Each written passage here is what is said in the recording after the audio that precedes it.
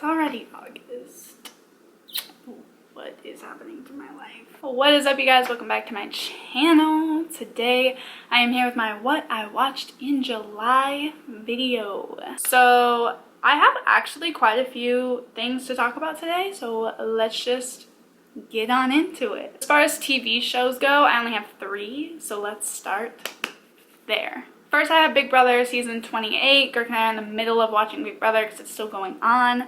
Definitely one of my least favorite seasons. We're both pretty bored of it. Girk's never watched Big Brother before, so he's like trying to understand what's going on. And I keep trying to tell him that past seasons were way better and they did it way different, but clearly that's hard to understand when you didn't watch it. So yeah, definitely not our favorite. We're like way behind on it, honestly, but we have been watching it. Then we're also watching Love Island US New Edition, which we are madly obsessed with. We're a little bit behind on this too. We haven't watched it for like a week, so we're like pretty behind. We are in the middle of watching that as well, but those two are still both going on, so no final thoughts or anything. Then the only like actual TV show we really watched in July was Typewriter, which is an Indian Netflix original horror, I would say. I think it's more supposed to be horror series. There's only 1 season.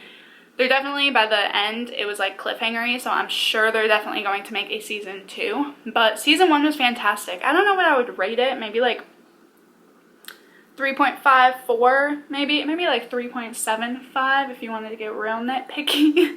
Because you know, it was great. I loved it. I thought there definitely were parts where I was like, oh shit, and there were parts where Girk was like that too. Like, we definitely had it had its moments where it was very like actually pretty suspenseful and scary, but there were other times where it was so cheesy. Like, you know, you'd have a really scary pop out or like a really intense moment, but then the next one would be like so over dramatic and like fucking just like, what are you doing? Like, what is that? So definitely like a 3.75. Really unique idea. The acting was done well.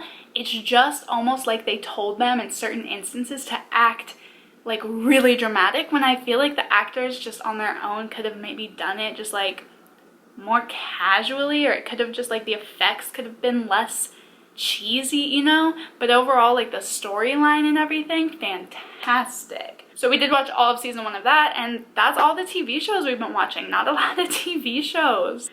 Going into movies, we did watch The Ugly Truth, which is on Netflix. It is a I think it was from like 2007 or something, like a rom-com. I mean, it was good. Like, for its time, it was funny. It was a lot funnier than I remember it being, but I think maybe just watching it when I was younger, because I was probably like, what, 11 when that came out or whatever, I definitely like didn't fully grasp a lot of like the jokes that I would now, if you know what I'm saying. I definitely recommend it if you're in the mood for like a funny, feel-good movie. It's like right up there with like some of my faves, because I feel like 2000s, like 2000 to maybe like 1995 to 2010, best rom-coms. That's like when rom-coms peaked. Then we watched Secret Obsession, which was a thriller on Netflix.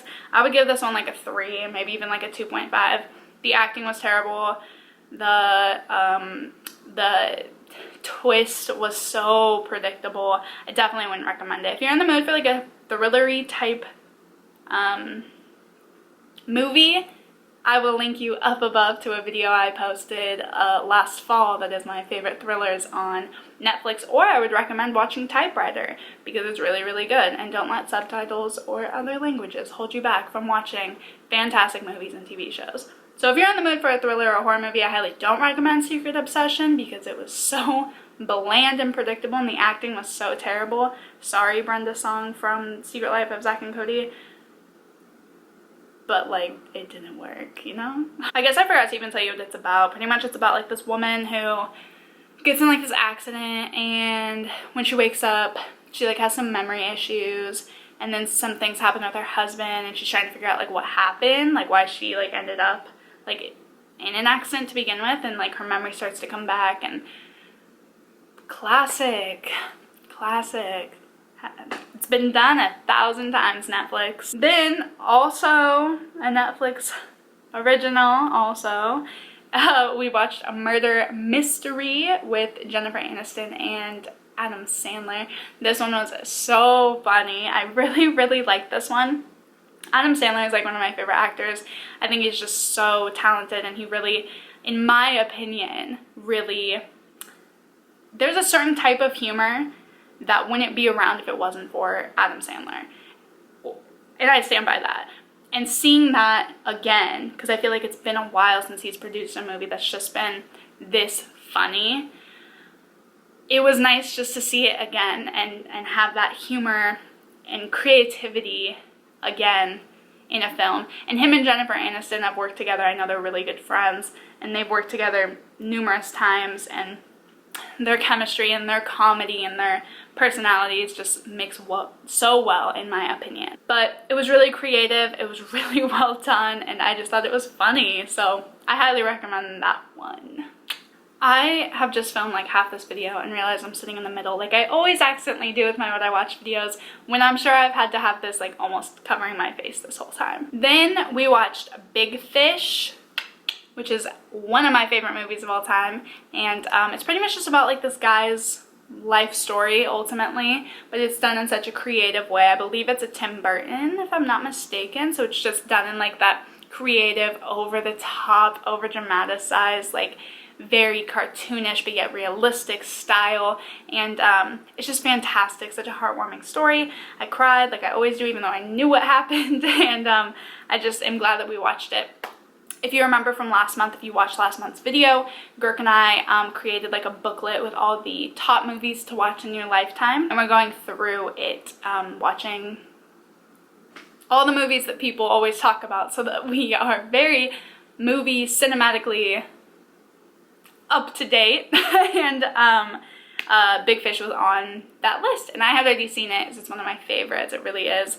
But Girk hadn't, and he really enjoyed it as well, so I'm just glad we got to watch it. It's such a great movie. If you've never seen it, I highly recommend checking it out. It's seriously so beautifully done, and just a fantastic story with a great like underlying meaning, and I just love it so much. It's so heartwarming. Then the last couple things that we watched, going along with our watching the top movies you must see before you die, or top movies of all time list, we are in the middle of these Star Wars movies. We watched, and we're watching them in order not of release date, but watching them in order of actual, like, how would you say that? Chronologically in the world. Is there a better way to word that? Because that sounds weird to me. But anyways, so in June, we watched all like episode 1, 2, 3, and Solo, I believe, just to watch them in order for the world. And then this month, we watched Rogue One, A New Hope, and Empire Strikes Back. Rogue One was probably one of my favorites that we've watched so far at the time. So out of episode 1, 2, 3, and Solo, Rogue One was definitely my favorite. A New Hope was okay. Definitely understand setting up the world. I imagine that it would be so different watching it like as a child, or like just for that time, like watching it when it first came out, not having episode 1, 2, 3 or Solo or Rogue One, and not fully really getting that backstory of what's going on.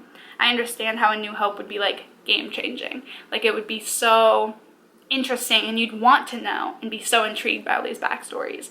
But it's almost like the backstories just made this one so like, okay, like cool, that makes sense, you know? But it wasn't like as exciting as I'm sure it would have been back when it first came out. It wasn't like my favorite, but it's still very good, and I understand like its impact for its time. Then we watched Empire Strikes Back. That was the last thing we actually watched in July, and my dad's gonna fucking kill me. My dad says this is the best movie, like, of all time. I thought this was one of the worst Star Wars movies so far. He's gonna kill me, guys. I found that it was so long, and I understand how it was, like, so impactful. Whoa, sorry. So impactful because it's when Luke meets with Yoda, and it's when Luke, or Darth Vader is all like, no, Luke, I am your father. You know what I mean? So I understand how it's like, oh my gosh, he's meeting Yoda and this is what's up, and he's like gonna be Jedi. And then it's also like, if you didn't know from watching episode 1, 2, and 3 before, because clearly they weren't around when Empire Strikes Back came out, then you'd be like, what? Like, Darth Vader's like his dad? Like, that's crazy. But like, obviously when you already know it, it's like, you watch it and you're like, oh damn, that's crazy, like, cool. But at the same time, you're like, but I already knew, like, it like spoiled it, you know?